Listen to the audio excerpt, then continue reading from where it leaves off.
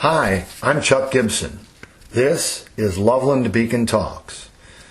Today we welcome back Orlando Sonza to talk to us about what's next following the August 8th Ohio special election defeat of Issue 1. The special ballot issue calling for an amendment to the Ohio Constitution, which would have required any future Ohio constitutional amendments to attain a minimum 60% majority for passage to become a part of Ohio constitutional law.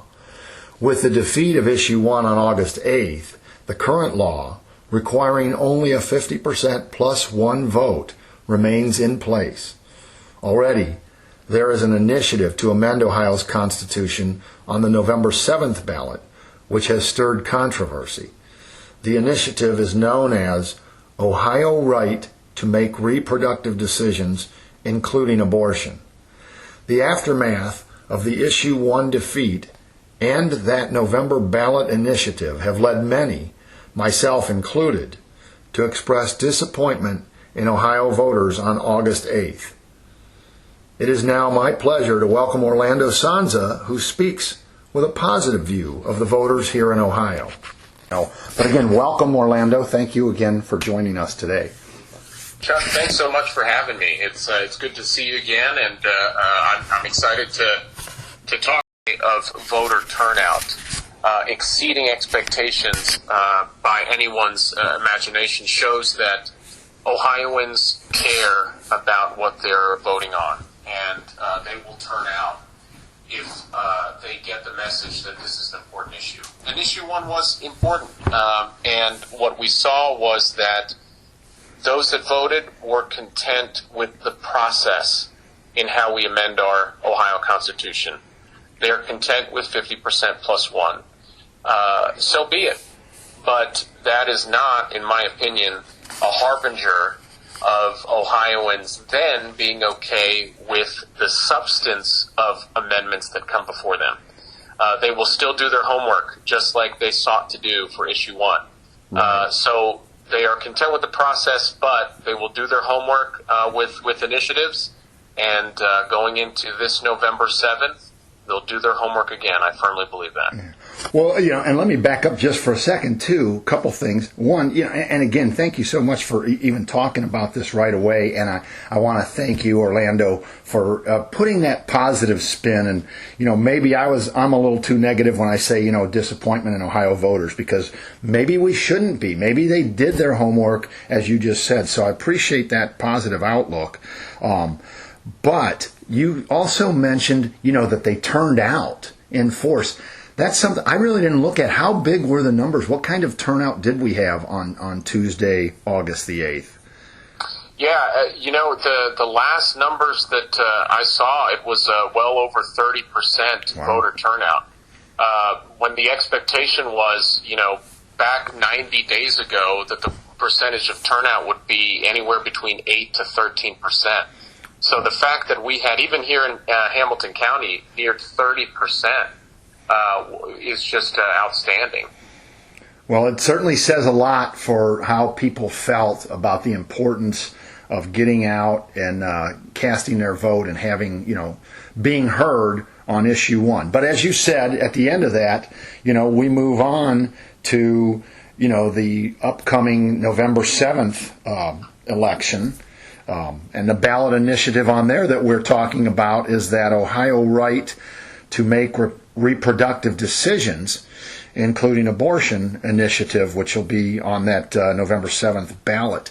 My question to you, and we talked a little bit off the air, so to speak, about with the defeat of Issue 1 on Tuesday the 8th, what's next, and how do we approach the initiative on that November 7th ballot? What's happening? Well, the first thing I would say is I would urge Ohio voters, in the same way that they went out to really, as I went out across Hamilton County and Warren County talking about Issue 1, the questions to me, or the comments to me, was, we really want to know what this is all about, because there's a lot of conflicting messaging out there. And from one hand, you can look at Issue 1 the voter turnout too, but the reality as well is that there was such a mixed message that Ohio voters were getting bombarded with. From our perspective, this was about protecting our Ohio Constitution. What the radical left decided to make issue one about was it was solely about November and the proposed abortion amendment or reproductive freedom amendment coming before Ohio voters. I urge everyone, listening or reading to understand that what we are going to face this coming November is one of the most, if not the most extreme amendment that will ever come before us as Ohioans. And what I'm talking about here is just the enshrinement of, number one, abortion, but it's not just abortion. The enshrinement of late-term abortion in our state through constitutional amendment. Right. And, the statistics, Chuck, are clear. I was just reviewing a 2022 nationwide survey conducted by Pew Research Center that only 34% of people across the country expressed their approval of allowing abortions beyond 14 weeks, roughly the end of the first trimester. Yeah. This abortion amendment, November 7th, would permit in Ohio abortion 10 weeks past that 14-week window. We are talking about enshrining by constitutional amendment abortion up to 24 weeks in Ohio. When at 23 weeks, just to put this in more terms that we can all kind of understand personally, me being a father of 4 kids, one that lost a child in a miscarriage, this is an important topic for me, and it's very personal for me. Right. Weeks are kind of abstract, but when we're talking about a week before 24 weeks, at 23 weeks, the child's face is fully developed. The child is about the size of a large eggplant. The brain is almost fully developed. And we're going to permit, by constitutional amendment, abortion outright, on demand, up to a week past that period of 24 weeks. That's extreme. And I just urge Ohioans to know that what a vote no on November 7th sends the resounding message that we in Ohio do not stand for that extreme measure of permitting abortion that late in gestation. And so that's what's coming up in November as a little preview. But again, I talked about that it touches on other things, but mainly it's that. This is extreme when it comes to enshrining abortion in our state, and I would urge everyone to vote no. Well, and that is the initiative that's flat out on the November 7th ballot. But going back, Orlando, the conversation we had and the message that was, attempted to be delivered voting for issue 1 was it goes beyond that. It goes to other issues that would amend, our Constitution in the future. So it's not just the abortion issue. And I think isn't that an important piece of this too, to make sure it's, obviously this is the thing that's on the ballot November 7th with regard to, protecting human life. But doesn't it go beyond that as well? What's the other half of the message? Yeah, again, too, right? Issue 1 was about protecting Ohio from these very types of radical citizen-initiated amendments. Right. That if we're going to go down that road of even allowing it to be on the ballot, well, it shouldn't require a low threshold of 50% plus 1. It should be elevated to 60%, require broader support. But again, with issue 1 behind us, it is 50% plus 1 now that will be required to pass this abortion amendment on November 7th. Right. But again, make no mistake that position that I just sought to explain of a late-term abortion up to 24 weeks is not the majority position in Ohio, nor is it the majority position across the country. Right. And the other half of the piece is you just look at how really vaguely written this constitutional amendment language is that when you're now allowing or actually you're prohibiting, it says here that the state shall not directly or indirectly burden an individual's exercise of their reproductive rights. Well, number one, what does individual mean? It does not say adult. And so that's how you get expanded here. This is actually talking about also a child, a minor's reproductive rights. It gives a list of what reproductive rights it's talking about, not just abortion. It goes to contraception, fertility treatment, miscarriage care, but it also says including but not limited to these enumerated rights. So when you're talking about now, it's expanding it to individual, that the state shall not directly or indirectly burden an individual's rights, including but not limited to. That's where you get well, does that mean that the state now cannot permit parents from having a say on what their children's medical decisions will be? That's exactly right. Because the language is written so vaguely and so broadly that now we get into an infringement on parents having, the caretakers of children having the right to say, or having a right to decide what their children's medical decisions are. Right. And so that's, again, dangerous. A very extreme look at what would be even permitted in Ohio that's not the majority view.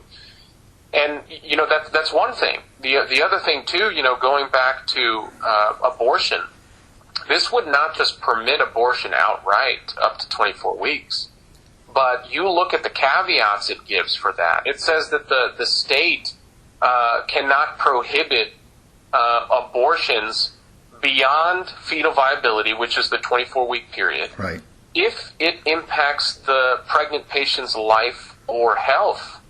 Well, we understand, the common exceptions to abortion of rape, incest, and life of the mother, but now it includes this very broad, vaguely written word, health.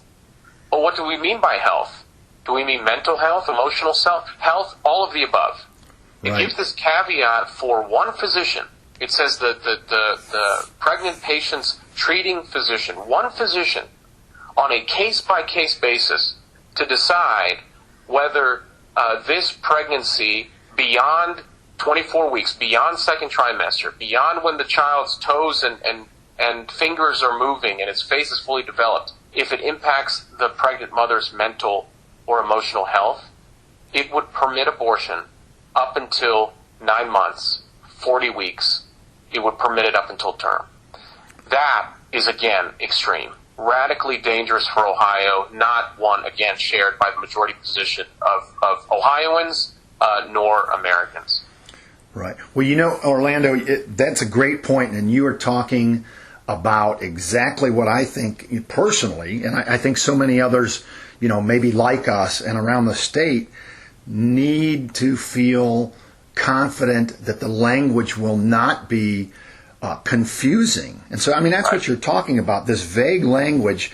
Again, I don't have right in front of me the ballot language. I was going to ask you, and so I will ask you right now, is the ballot language already set for what we will see on that November 7th ballot? It sounded like that's what you were talking about. It is, yeah. I'm actually looking at it right now, right in front of me, and it's very easy to get. So if anyone is interested, and I urge everybody, if you plan to vote, as you should, November 7th, you need to read for yourself. Don't take my word, Chuck. Let's not take your word for it as well. Right. Go out there and do your homework, Ohio, just like you did with Issue 1, and read this language for yourself and ask yourself this question. Does this constitutional amendment comport with my belief when it comes to reproductive freedom? Or is this truly an extreme amendment in disguise?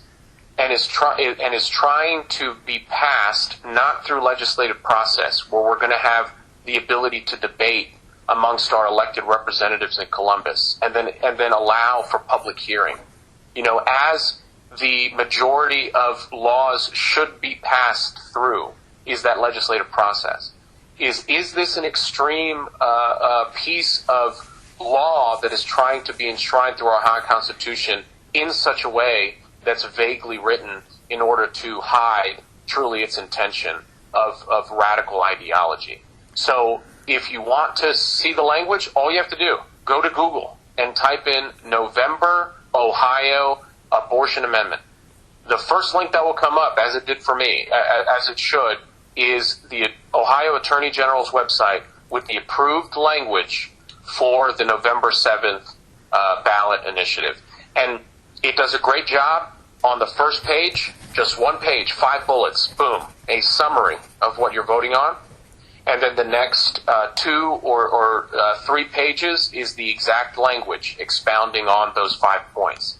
But you'll see there the vague language of every individual, including but not limited to, directly or indirectly burden, patient's life or health. You'll see it there for yourself, vaguely written language that invokes an extreme attempt at enshrining certain ideologies through our Ohio Constitution. Well, there certainly seems to me to be an effort to make it, to simplify the language, but in a manner that's confusing to the voter. The document I have in front of me, Orlando, it's got a whole, several paragraphs, 4 bullet points of what a yes vote means. All right? Right.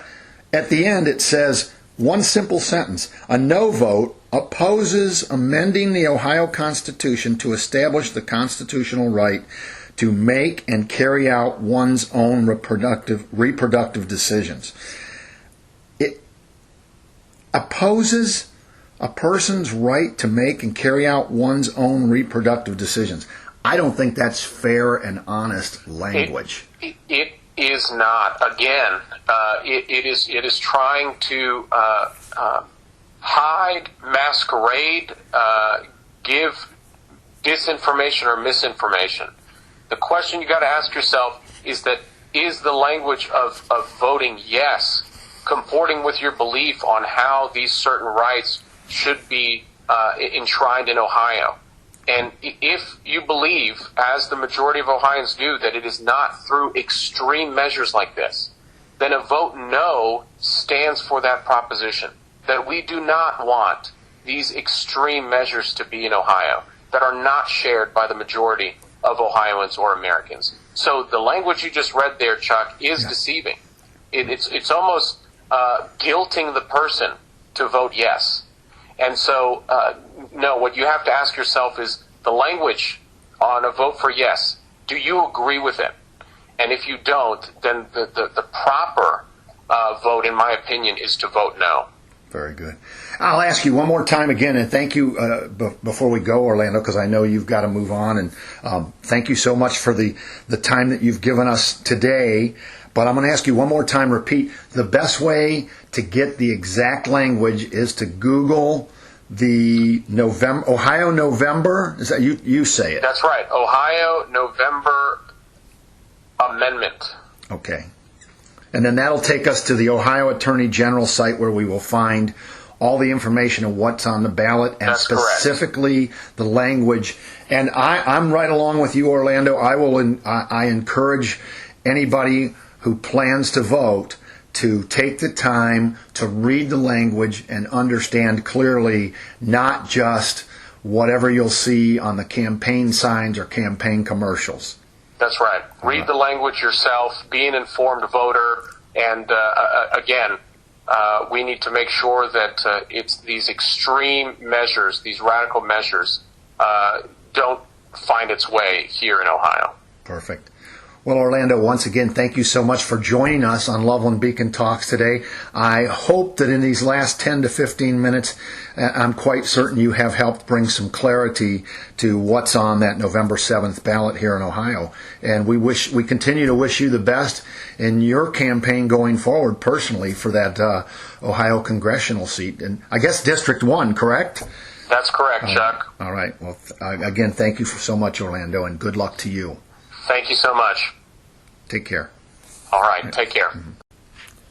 That was Orlando Sonza, a West Point graduate, veteran of the U.S. Army, where he rose to the rank of lieutenant.